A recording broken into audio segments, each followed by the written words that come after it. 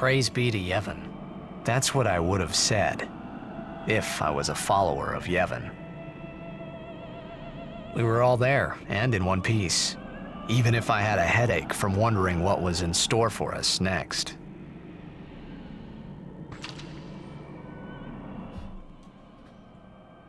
Hey everybody, it is Mage Captain Gilshanks, and welcome back to Let's Play Final Fantasy X The No Sphere Challenge. In the last part, we got our asses landed down to the bottom of the ocean, or actually it's really a lake in this case, but in this part, we have to recollect ourselves and talk to some of the characters, and actually, first things first, I want to see if I can pick up a little bit of a chest over here. So anyway, I can't actually get by Riku, so you know what, I'm just going to talk to the bitch and see what we can do after that. She's breathing fine and all.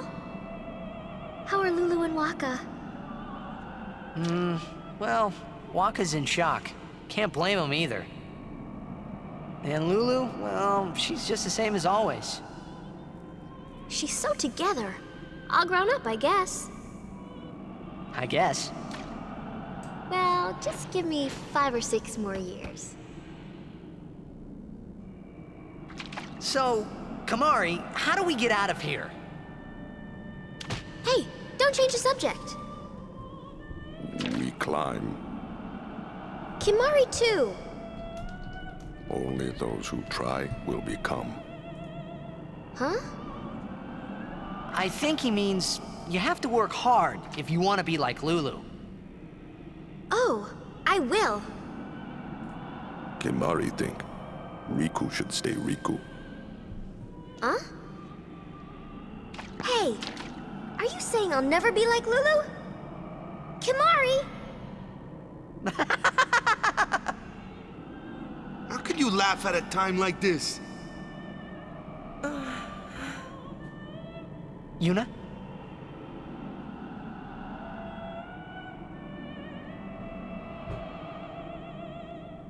So I kind of want to just recap a little bit on what we've seen over the last couple of videos, so especially seeing as how it's been 2 days now. About his father, Lord Driscoll.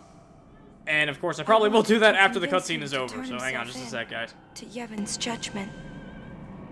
In exchange for marriage? Yes, if that's what it took. So, what did Seymour say? He didn't say anything. Now I don't even think it was worth it.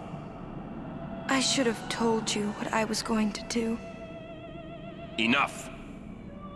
Dwelling in the past is futile. Hey, you don't have to say it like that. You want to waste time listening to her regrets? You don't have to say it like that. Our immediate concern is Yuna's pilgrimage. Are you willing to go on? Yes. But then, do you think Yevon will allow it? The Faith are the ones that give power to the summoners. Not the temples or the teachings. If the temples try to stop us, then we will defy Yevon if we must.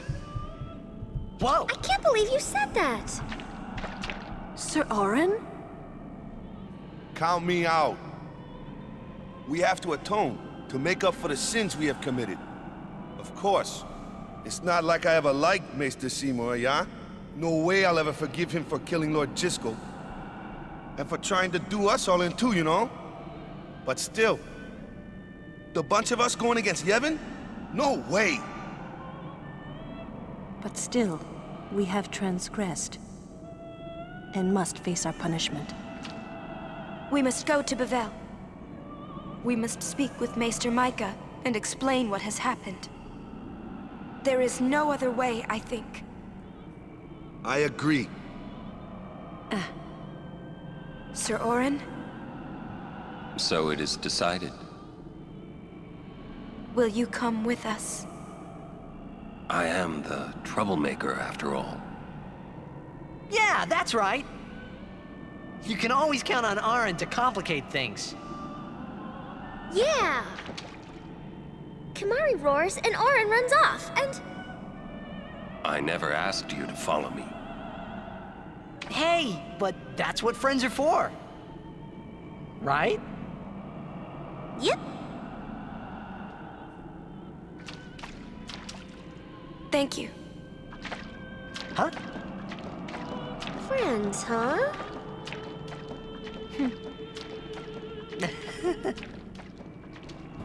Man, how can you all act like nothing's wrong? Must got nerves of steel or something. You're too edgy.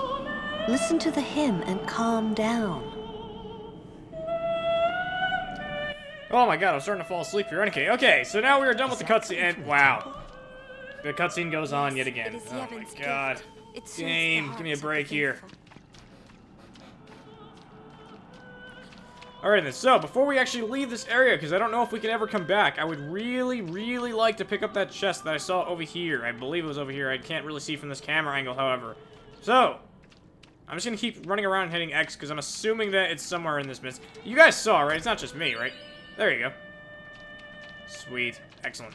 Now, let's talk to Yuna. I'm sure that Maester Micah will listen. Now, you know what? I want to just progress the damn game already. Let's talk to Arn. He's probably the guy to talk to. Sing this song. Yeah, over and over. But not this good, that's for sure. I will say this, though, and I am going to interrupt the cutscene to say this one thing. I know, how dare I actually make commentary in this. Anyway, the fact that Jecht is actually a big fan of the hymn is going to become relevant much later on in the game. You kind of want to take note of that, the fact that Jecht actually is, you know, a big fan of this hymn in particular. He really likes this song. It's another connection, by the way, that this song has with Zanarkand. Remember from the beginning of the Let's Play, Reminded me of Spira. we were talking about some of the connections between Titus's Zanarkand and Spira. One of which being Blitzball, another one being that, you know, that special pose that they do, that in Spira is sort of a prayer, whereas in Zanarkand it's actually the sign for victory in Blitzball. They mean different things, but this is, you know, the part in the game where you have to start thinking about these little thematic elements, so to speak, and once we're actually finally done with the story and I don't have to worry about spoilers anymore, then I'm really gonna enjoy talking about, you know, some of the common, you know, theories about this and some of the confirmed stuff as well. And, you know, just for the sake of showing, like, a lot of the background information that they're not necessarily going to refer to in the main story. But they do talk about it sort of outside or, you know, during side quests and things of that sort. So, it was always pretty cool seeing, like, you know, like, the background information between Zanarkand and Spira and how these two worlds are connected. And we're going to find out pretty soon what the, you know, the real deal is behind this whole thing. But in the meantime, I really want to get the hell out of here now, guys. Can we just, like, speed things up a little bit, though? I mean, come on now. There's something here. The ground.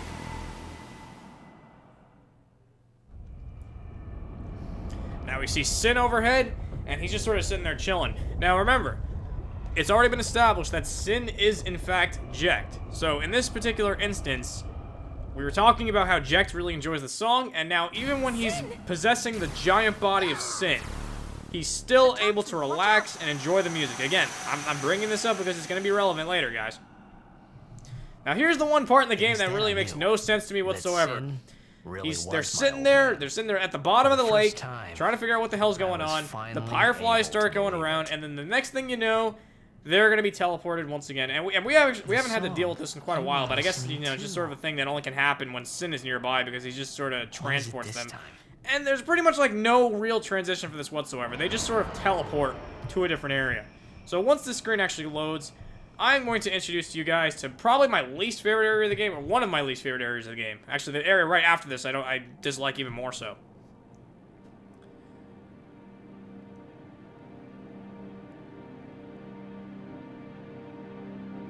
Zanarkand. By the way, no, it's not Zanarkand. This is just a little bit of a scene. Because remember, anytime that you come into contact with Sin, you're going to be seeing little clips of Zanarkand based on Jecht's actual memory of it.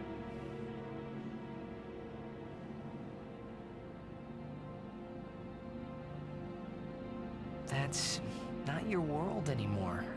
You're Sin now.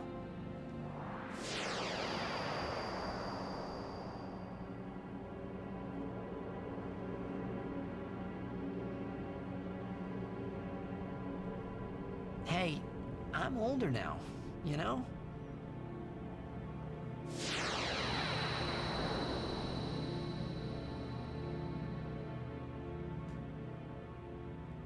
I know. You want this to end.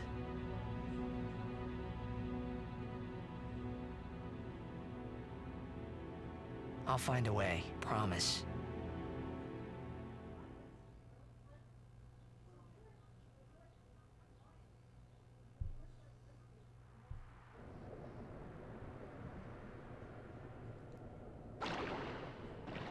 Welcome to the Cenobia Desert. This is probably my second least favorite area of the game. It's a pain in the ass, and it's actually one of the harder areas for the No Sphere Grid Challenge. You're about to find out why for a second. I'm gonna go save here real quick just so I don't actually have to deal with this whole process again. I will see you guys momentarily. Okay, so as we move on forward, we're being interrupted with yet another cutscene because we have not had enough of those in this video just yet. But as we go forward, you'll notice that it's only Titus here. And, yes, there is a chest in the water there. I believe... I'm gonna go get it just to be on the safe side, but I don't think it's anything we actually need. I believe it's an item that pertains to the Celestial Weapons, which I'm not gonna be picking up in this run due to reasons I've already described in previous videos. Or maybe it's just 4 remedies. What the hell do I know? I know that I believe that there's something you can pick up, like a sigil or a crest or something. I don't know. Maybe someone who actually knows this game can correct me in the comments there about that. Anyway, we're going to move forward in the desert. You'll notice that we only have Titus in our party, which is actually kind of a problem, as you're about to see, because we're about to run into a battle. This is actually a scripted battle. This isn't something that, you know, is random. This is actually a battle with a zoo. Now, once you actually get Rico back in the party, you want to keep in mind that you want to steal from this guy, because it actually is very effective. In the meantime, though, this guy's going to kick our ass if we don't do something. We can't actually escape from this battle, which makes it very difficult. In the meantime, all you want to do is defend. You want to defend again, and this guy hopefully doesn't kill him. There you go. And once Titus gets down to a certain level of HP, which, by the way, if you didn't defend, he probably would have killed you right there. Anyway, I'm going to heal myself with a potion right now. And, because I'm probably going to use 2 potions. This is the area of the game where you want to pretty much use up your 99 potions that you bought back in Makalani, because if you don't do that, and you depend on your high potions, you are going to be screwed later. I'm just giving you guys a friendly heads up. There you go. Notice how Lulu used Thundara. She's programmed to use Thundara because the game assumes that you're going to have Thundara by this point. The funny thing is they never anticipated people would actually be doing a No Sphere Grid challenge, which is what I'm doing in this case. And so Lulu shouldn't even have the Thundara move, so I always found that pretty amusing. Now, see if we can get somebody to escape. I don't know what's wrong with the party, where now we actually can escape, and of course nobody's actually doing it. There you go. So Arn's out of there, and we are going to be out of this battle pretty soon. There's pretty much nothing you can actually get from this guy in the meantime. I think that's the first time we actually had Lulu in a battle for quite a while. Okay. So anyway, moving forward, we have yet another fucking cutscene. Thank you, Squaresoft. Haven't found them yet. We're supposed to stay in one place if we get split up. Wait here if you want. He's not. Anyway, moving along here, this looks like a very, like, you know, open kind of area, but don't get yourself too excited yet, because if you look at the map, which you can't look at because we're being interrupted by yet another cutscene, it's still a rather linear area, so unfortunately we can't really do much about that just yet. But once we pick up Waka here, you'll notice he's actually standing right next to a treasure chest, and you do want to pick up as many chests in this area as possible. A lot of them are going to contain Albed potions. An Albed potion heals the entire party for 1,000 HP. And you're going to be able to get a lot of them in this area, between this area and the next one we're going to. My 2 least favorite areas, but nevertheless, you are going to be able to pick up a lot of these, because I think these chests usually do have, like, maybe about 8 or so. There you go, first aid kit. We got 8 Albed potions. These are very good to have. You don't want to use them yet here. You want to stick to your regular potions because you want to use up, you know, the minimal amount of your consumables, and you want to save the Albed potions for later. We have a boss fight coming up. Not too far off from now, but not too soon either. This is one of my favorite Kamari moments because you're just going to watch him trying to climb up this thing. Does he not realize that the edge of the map is there? Does he not realize that he's actually in a fictional world where the game designers did not program anything to go beyond that sand hill right there? And Kamari just doesn't realize this, so yeah, he's trying to climb up of it anyway. It's not your fault, Kamari. It's not your fault. It's not my fault, rather. I have an identity crisis. I didn't know that I was unable to climb the sandhill because they didn't program anything past the sandhill. I hate when I get interrupted with the battles. Excuse me for a second. Excuse Kamari for a second. Kamari did not refer to himself in the first person. I will say one thing, though. It kind of sucks when you have to heal Arn with regular potions because you're going to go through, like, a bunch of them just to get him back to full health. I didn't even do that. So anyway, now that we picked up Kamari, you want to go on this very linear path, which doesn't look very linear because you think you could actually explore the desert, but you can't. Oh my god, we have a Cactuar. I really wish we could have run into a Cactuar after we had picked up Riku, because then I could have stolen a Chocobo Feather from him. Kind of sucked. Oh, look at this move, by the way. 10,000 needles. You'll never guess how much damage this does. Yeah. I'm already, like, down into the 80s as far as potions go. Anyway, we're gonna come over here, and as soon as we assemble, like, the rest of the party, then I'm probably gonna call it a video for now. So in the meantime, let us just keep moving forward. Ugh, okay, this is another area where you really want to make sure that you have Titus equipped with Sonic Steel, because if you don't have him equipped with Sonic Steel, the enemies are always going to have initiative, they're always going to go first, and they're going to annihilate the party. Pretty much what's been going on in every battle that I know I've been skipping over is the fact that Titus escapes, and then the other two party members pretty much get their asses handed to them by the end of that turn. So that's the reason why you want to make sure you do that. Now, we have pretty much everyone back in the party except for Yuna. I regret to say that we are not going to have Yuna in the party either. Oh my god, that's a creepy face Waka just made. Anyway, this is Beaconell Island. Now, it is possible to get the Albed Primer here, the one that I missed back in the Thunder Plains, but I'm going to save that for later because I don't really know exactly where it is right now, and I don't feel like just sort of, you know, stepping around and just sort of trying to feel around for it, because this is even though it's a very linear desert, it's still a very big desert, so we're going to be picking that up much later. I'm not too concerned with that just now. In the meantime, I am concerned with this cutscene ending because I'd really like to end this video because it's been going on for quite a while now. I'm probably going to be able to throw in an annotation for skipping that cutscene because it's just tremendously long. I mean, like, almost like Metal Gear territory we're talking about here. So, all in all, I gotta say this is probably one of my less... one of the less exciting parts in the game, but pretty action-packed stuff is coming up. We just have to get through, like, sort of like this slow part, you know what I mean? Because Squaresoft isn't necessarily the master of pacing. They kind of they like to like mix in their exciting and their slow parts all together. I don't even understand why it has to have slow parts. But in any case, it does. And the next part of the game is going to be really exciting. This part is kind of for now. But now that we've gotten Riku back in the party, thank you guys for watching. In the next part of Let's Play Final Fantasy X, the No Sphere Grid Challenge, we are going to go further in the desert. Excellent. I didn't even realize it'd be a save point right here. It really is the perfect place to end. See you guys next time.